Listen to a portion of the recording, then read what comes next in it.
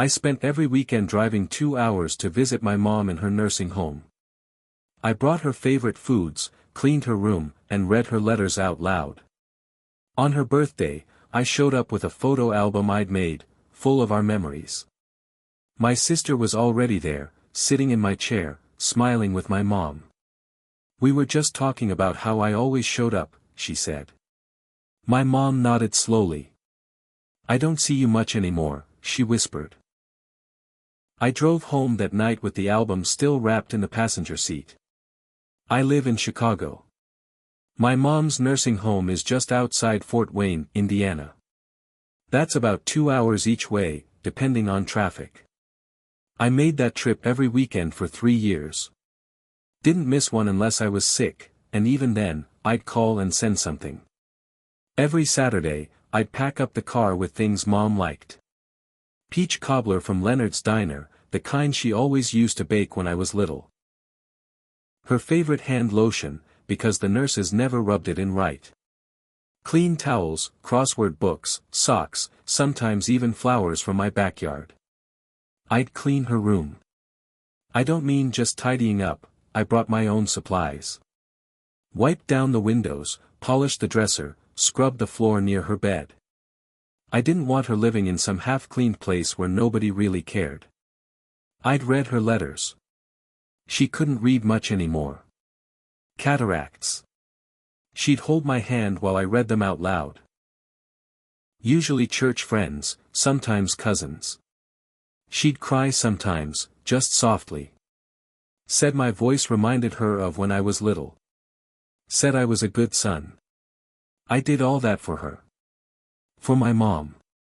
Meanwhile, my sister Morgan lived 20 minutes away. She worked in Fort Wayne. She could have stopped in every day if she wanted. But she didn't. She'd drop by maybe once a month, stay 10 minutes, post a photo, and leave. She never helped clean. She didn't bring anything special. Once she brought a bag of Dollar Tree snacks and called it a care package. And I never said anything. I didn't make a big deal out of it. I figured Mom saw the difference. I figured she knew who was really there for her.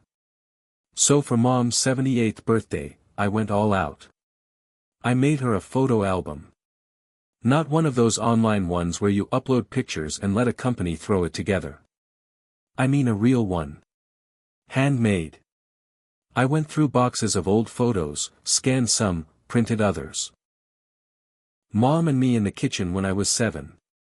Her at my high school graduation. Us fishing on Lake Monroe. I wrote little captions under each one, dates and places, things we said that day. I even put in some letters she wrote me when I was in college. The last page said, "No matter how far, I'm always with you.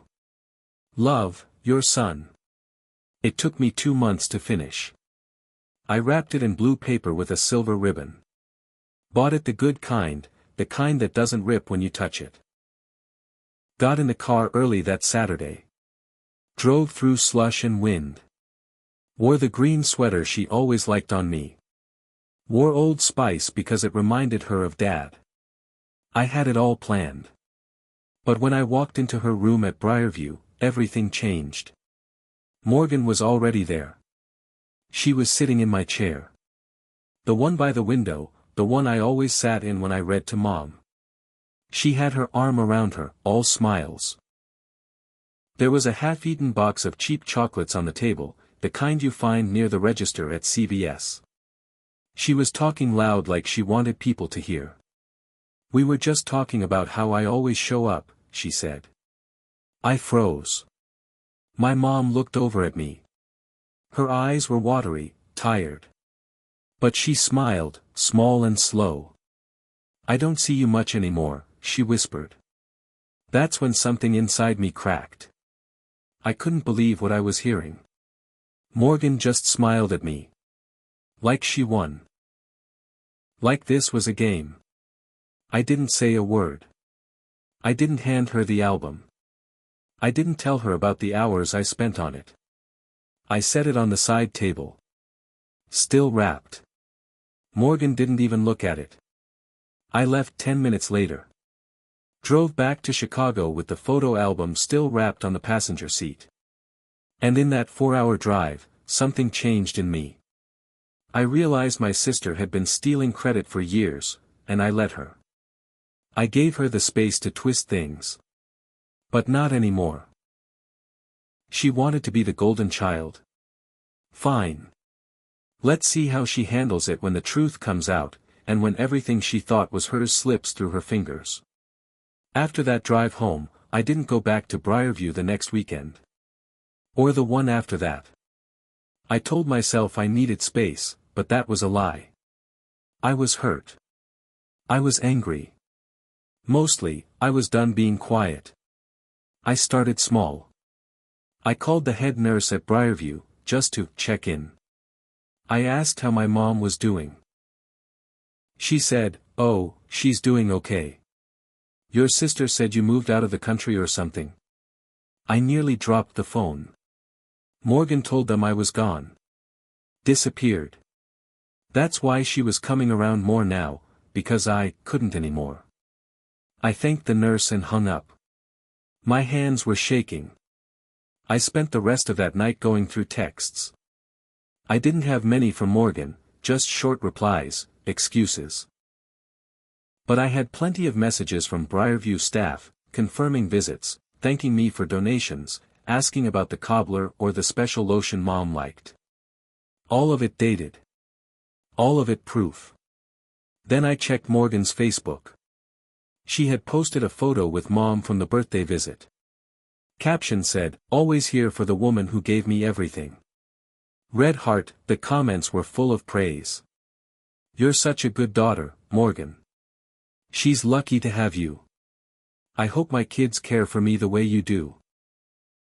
I wanted to throw my phone at the wall. I didn't respond. Not yet. I just started planning. The next week, I made a call to Mr. Denton, Mom's lawyer. He was the one handling her living will and trust. I hadn't talked to him since she moved into Briarview, but he remembered me. We met in person. I asked for a copy of anything my mom signed in the last year. He looked uneasy.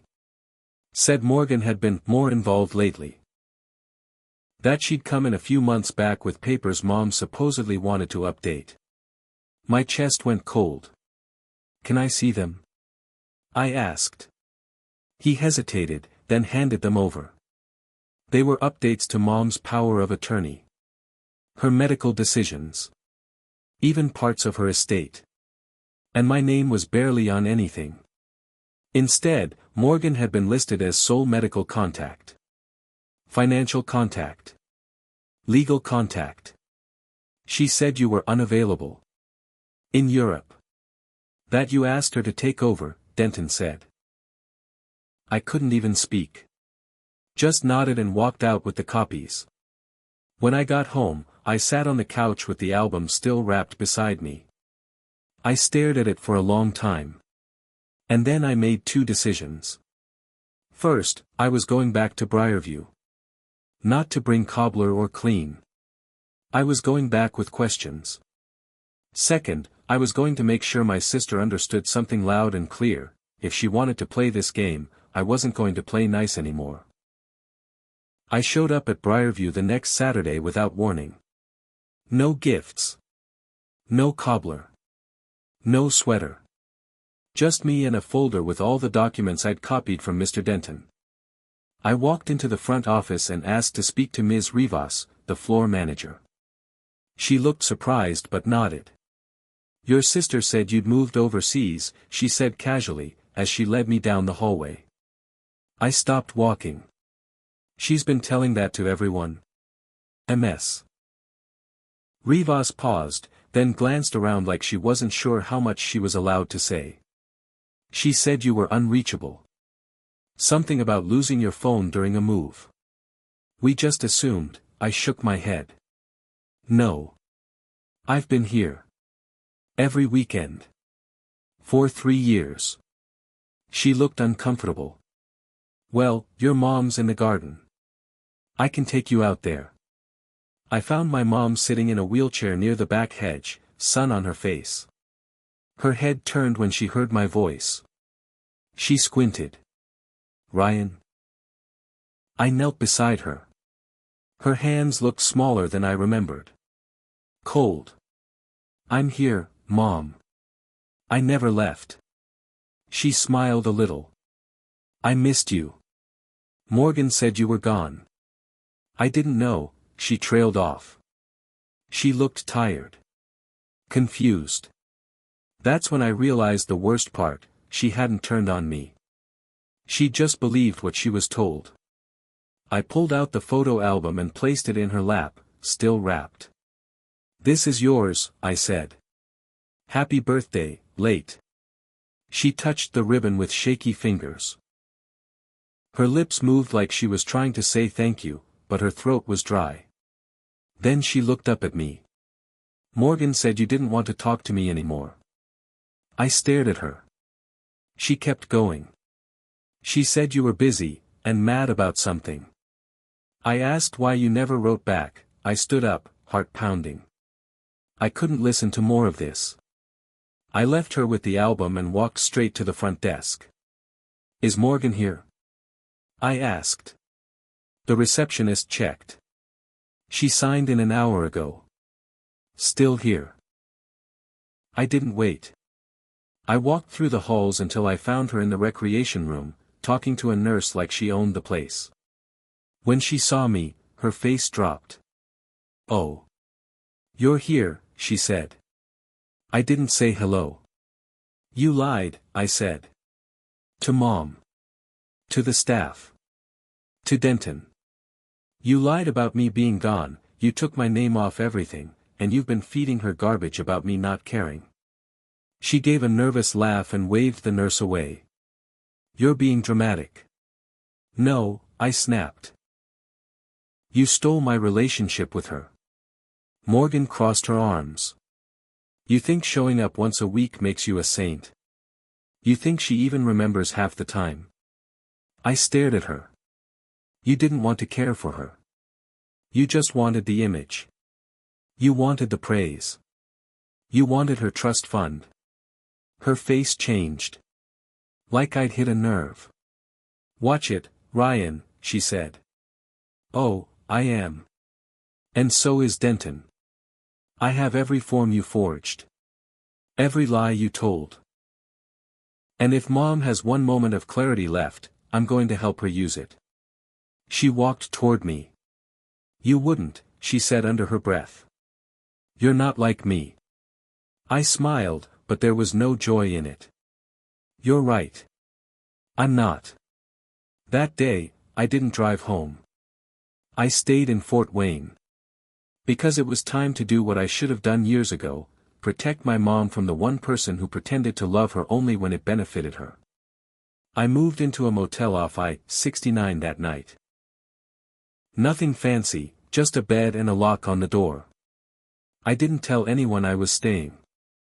I didn't even tell Mom. I just started showing up, every morning. I spent those days quietly undoing everything Morgan built. I talked to the staff, one by one. Told them the truth. That I'd been coming for years. That Morgan lied.